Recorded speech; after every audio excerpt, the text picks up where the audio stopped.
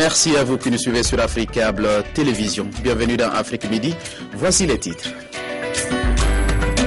Aucune ville, aucun village ne doit échapper à la souveraineté du Mali et la France y restera le temps qu'il faudra. Déclaration de François Hollande en visite ce samedi au Mali. Le président français en appelle également à la consolidation de la solidarité Europe-Afrique pour leur avenir commun. Vous entendrez François Hollande dès le début de ce journal. Après une pause, la CAN 2013 reprend ses droits. Le Ghana s'est qualifié pour les demi-finales face au Cap-Vert sur le score de 2-0. En secondaire, le choc Bafana d'Afrique du Sud, Aigle du Mali, s'est soldé par un tir au but contre 3 pour le Mali. Le Mali est le deuxième pays à atteindre le dernier carré de la 29e édition après le Ghana. Merci à vous d'être fidèles à Africable Télévision. Mesdames et messieurs, bonjour. Nous nous battons en fraternité lorsque la France a elle-même été attaquée, lorsqu'elle cherchait des soutiens, des alliés. C'est l'Afrique, c'est le Mali. Merci, merci. Ces mots sont de François Hollande. Nous payons aujourd'hui notre dette à votre égard. François Hollande, à l'occasion de sa visite au Mali, il a réaffirmé également que la France restera le temps qu'il faudra au Mali pour bouter le terrorisme. Nous l'écoutons. Nous devions être là parce que ce qu'il était important de combattre, c'était le terrorisme. Le terrorisme ici au Mali, le terrorisme en Afrique de l'Ouest, le terrorisme partout. Et agissant ainsi, la France était à la hauteur de son histoire, à vos côtés. Non pas pour servir je ne sais quel intérêt, nous n'en avons aucun. Non pas pour protéger telle ou telle faction, ou pour telle ou telle partie du Mali, non, nous sommes à vos côtés. Pour le Mali tout entier, et pour l'Afrique de l'Ouest. Parce que moi je n'oublie pas que lorsque la France a été elle-même attaquée, lorsqu'elle cherchait des soutiens, des alliés, lorsqu'elle était menacée pour son unité territoriale, qui est venu alors? C'est l'Afrique, c'est le Mali. Merci. Le Sénégal poursuit son déploiement au Mali. Un deuxième détachement qui complète le contingent a quitté hier soir Dakar pour Bamako dans le cadre de l'effort engagé contre les islamistes qui occupent le nord du Mali. La cérémonie officielle de départ a été présidée par le chef d'état-major général des armées sénégalaises. Dernière recommandation livrée aux différents chefs de section pour un deuxième déploiement de l'armée sénégalaise au Mali. La destination est pour le moment Bamako. Là, ces 200 éléments vont rejoindre les soldats précurseurs de l'armée nationale. L'arme au point, la discipline de rang bien respectée, le moral est au beau fixe. Le SEMGA est bien placé pour faire ces recommandations et nous les prendrons comme elles sont venues, c'est-à-dire nous les appliquerons purement et simplement. De toute façon, il y va aussi de la protection de notre force et de la réussite de notre mission. Le moral est bon. Les Djambars vont s'adjoindre ainsi aux différents contingents africains et français dans le cadre de l'opération de reconquête du Nord Mali. Avant le départ, ils ont eu droit à un rappel de la conduite à tenir par la haute hiérarchie militaire. Je vous exhorte à être exemplaire dans votre comportement et surtout à agir en professionnel. Comme vous le savez, les autorités sénégalaises, le président de la République en premier, ont pris les mesures requises pour mettre à votre disposition les moyens nécessaires à l'exécution de votre mission. Devant ce sacrifice national, pour vous donner les moyens de vous engager dans les meilleures conditions, je vous exhorte, dans la tradition de nos armées, à avoir un comportement exemplaire afin que cette mission soit remplie avec succès. Le Sénégal a pris toutes les dispositions nécessaires, notamment logistiques, pour une meilleure réussite de leur mission. Ce contingent de 200 éléments va rallier Bamako par voie terrestre. Il sera suivi la semaine prochaine du reste des 500 militaires prévus pour participer à la libération de la partie nord du Mali. Toujours à propos du Mali, les députés burkinabés ont adopté ce vendredi un projet de loi autorisant le déploiement d'un contingent au Mali dans le cadre du déploiement de la force de la mission internationale de soutien au Mali. 500 soldats burkinabés sont déjà sur le territoire malien où d'autres devront les rejoindre. Des soldats burkinabés sont déjà au front en terre malienne. Le projet de loi portant autorisation d'envoi d'un contingent burkinabé au Mali dans le cadre du déploiement de la force de la mission internationale de soutien au Mali sonne donc comme une régularisation. Les députés à l'Assemblée nationale veulent donc comprendre. Les Burkinabés sont déjà en territoire malien. Je voulais demander au ministre les motivations de cet envoi avant l'avis du Parlement. Est-ce que notre règlement permet à l'Assemblée de se prononcer sur un projet de loi à titre de régularisation? Le ministre en charge de la sécurité, venu représenter le gouvernement, a apporté des éléments de réponse à l'ensemble des préoccupations des membres de la représentation nationale à ce sujet. C'était des contraintes d'urgence.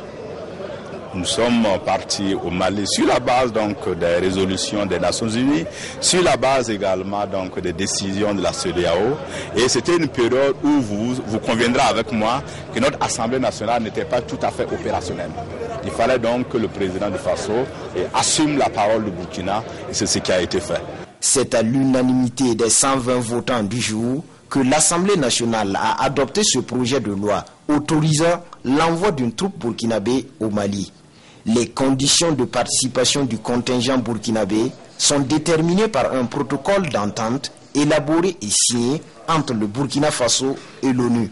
L'Organisation des Nations Unies endosse les dépenses inhérentes au mouvement, à l'hébergement et aux émoluments du personnel. Le Burkina Faso, quant à lui, met à disposition un contingent équipé de 660 hommes pour une durée de 12 mois. À ce jour, 500 hommes du contingent Badenia, fraternité en langue dioula, sont déjà basés à Markala, en territoire malien. En Égypte, les opposants au pouvoir des islamistes sont toujours là.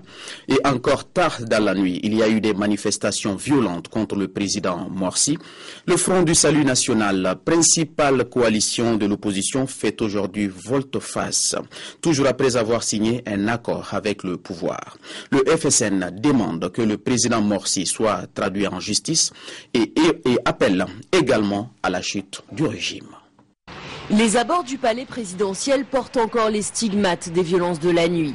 Dans les rues du Caire, c'est l'indignation et les regrets. Le peuple s'adresse maintenant directement au président Mohamed Morsi. Je vous ai donné mon vote. Vous deviez écouter nos demandes. Mais vous avez pris mon vote et vous ne m'avez rien donné. Tout ce que vous m'avez donné, c'est la pauvreté, la faim et l'humiliation. L'humiliation, elle a eu lieu la nuit dernière, une nuit particulièrement violente au Caire. Devant le palais présidentiel, des heurts ont éclaté entre policiers et manifestants. Il y a eu un mort et des dizaines de blessés. Et cet homme, terriblement malmené par les policiers, au point qu'il a fini nu sur la chaussée, embarqué au poste. L'opposition a vivement réagi. Elle réclame que le président Mohamed Morsi soit jugé pour ses crimes. Le Front du Salut National appelle aussi à la démission du ministre de l'Intérieur et dénonce des méthodes dignes de l'époque de l'ancien président Hosni Moubarak. Le Premier ministre, lui, a reçu des pierres et des bouteilles sur sa voiture dans la matinée, lancées par les manifestants qui campent sur la place Tahrir. Le gouvernement travaille à stopper ces émeutes et à déjouer toute tentative d'attaquer les bâtiments ou les membres de ce gouvernement. Les autorités tentent malgré tout d'arrondir les angles. La présidence a exprimé sa tristesse devant ces images choquantes de violences policières. Le ministre de l'Intérieur s'est même dit prêt à démissionner si cela pouvait arranger les choses. Dans le reste de l'actualité, le Premier ministre britannique David Cameron poursuit sa tournée au Libéria. Il a notamment co-présidé avec le chef de l'État libérien, Ellen Johnson Sirleaf, une réunion sur la pauvreté et les évolutions des objectifs du millénaire. Un programme de l'ONU adopté en 2010, fixant 8 objectifs 2015. En prélude à l'organisation de la première édition du Salon international de l'hôtellerie et du tourisme du 21 au 23 février prochain à Tawa au Niger, le ministère des Transports a abrité une rencontre d'échange entre les ministres des Transports, du Tourisme et de l'Artisanat et les compagnies aériennes opérant au Niger. La rencontre vise surtout à les impliquer dans la réussite de cet événement d'une importance capitale pour le tourisme nigérien. Nous reviendrons dans le journal du soir. À présent, la CAN. Nous poursuivons avec l'actualité, cette fois-ci pour parler de sport. Après une pause, la CAN 2013 reprend ses droits. Le Ghana s'est qualifié pour les demi-finales. Les Black Stars ont battu ce samedi les Requins bleus du Cap-Vert par 2-0. Yacouba Dansogo pour le compte-rendu de ce match. Le drapeau ghanéen va continuer de voler encore très haut en Afrique du Sud. Le Ghana, premier pays qualifié pour les demi-finales de la 29e CAN Orange de football. Après une première mi-temps très équilibrée, tout s'est joué en seconde période. Sur ce duel des épaules entre le Ghanéen Guyane Asamoah et le Cap-Verdien Carlitos, l'arbitre accorde un pénalty très litigé au Black Star. Le spécialiste maison Moubarak Wakasso exécute la sentence, il trompe Vozina. Une minute plus tard, sur cette offensive capverdienne, elle donne rate de peu l'égalisation. Les Requins bleus vont continuer d'appuyer sur l'accélérateur. Sur cette belle frappe de Diani, Daouda fait une belle détente et sauve le Ghana. Malgré les énormes tentatives du Cap-Vert, ce sont les Ghanéens qui vont doubler la mise dans le temps additionnel par Moubarak Wakasso. L'attaquant ghanéen inscrit son deuxième but de la soirée en l'absence du gardien Vozina, monté pour jouer le dernier corner. C'est le troisième but de Wakasso depuis le début du tournoi. Les Black Stars s'imposent logiquement par 2-0 et deviennent les premiers qualifiés. En demi-finale, le Ghana rencontrera le vainqueur du match Burkina Faso-Togo. En secondaire, le choc rude Bafana d'Afrique du Sud, Aigle du Mali, s'est soldé sur le score, s'est soldé par 1-0 contre 3. Après prolongation, le Mali est le deuxième pays à atteindre le dernier carré de la 29e édition après le Ghana. Le résumé de ce match avec Aminata Mariko. La sélection sud-africaine ici en jaune et vert se trouve face à un défi d'une autre ampleur. Devant le Mali désireux de faire aussi bien que l'an passé. Contre les 57 000 spectateurs du Moses Mabinda Stadium de Durban, les troupes de Patrice Carter ont privé de leur gardien titulaire Mamadou Samassa affichent ici une solidité et une solidarité défensive en début de rencontre dans l'objectif de mettre à mal les Sud-Africains et de se hisser pour la deuxième fois d'affilée en demi-finale. Sous la houlette de l'arbitre camerounais Aliou Néan, les techniciens optent pour le système 4-5-1. Avec Keita Maïga et Samassa pour animer l'attaque, la pointe malienne cherche à piquer un premier sprint vers la surface adverse, mais Adama Koulibaly intervient et tacle le ballon en touche. Les deux équipes s'observent. Après 30 minutes de jeu et de domination sud-africaine, grâce à un bon travail de Fala qui attire à lui 3 défenseurs, Tokelo Ranti se retrouve seul au point de pénalty pour transformer l'offrande de son coéquipier. Frustrés, les ailes de Carter entendent le sursaut d'orgueil en vain. La pause intervient sur ce léger avantage sud-africain. À la reprise, les protégés de Gordon Higuesson reprennent leur engagement habituel. Mais le Mali trouve la faille à la 58e par ce coup de tête de Seydou Keita suite à un centre de Samassa depuis l'aile gauche. Après une lecture de jeu, les deux coachs effectuent des changements, notamment la sortie de Samassa remplacée par le bordelais Cheikh Tidiane Diabaté à la 87e, mais plus rien ne sera marqué. L'arbitre siffle la fin du temps réglementaire. Sud-Africains et Maliens devront passer par les prolongations pour tenter de se départager. Du déjà vu côté malien, puisqu'en 2012, les ex s'étaient qualifiés pour le dernier quart d'as en battant le pays organisateur le Gabon en prolongation après un score de 1-1. Après une prolongation de 0-0, place maintenant à la fatidique séance des tirs au but qui sourit au Mali, 3 tirs réussis contre 1. Ainsi, les Aigles du Mali rejoignent les Black Stars du Ghana dans le carré d'as.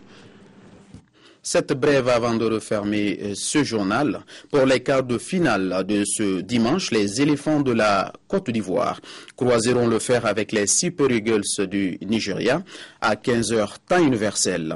Et en seconde heure, à 18h, les étalons du Burkina Faso seront l'hôte des éperviers du Togo. Ce journal est terminé. Merci à vous de l'avoir suivi et surtout merci de votre fidélité. Restez avec nous, les programmes continuent sur Africa Télévision.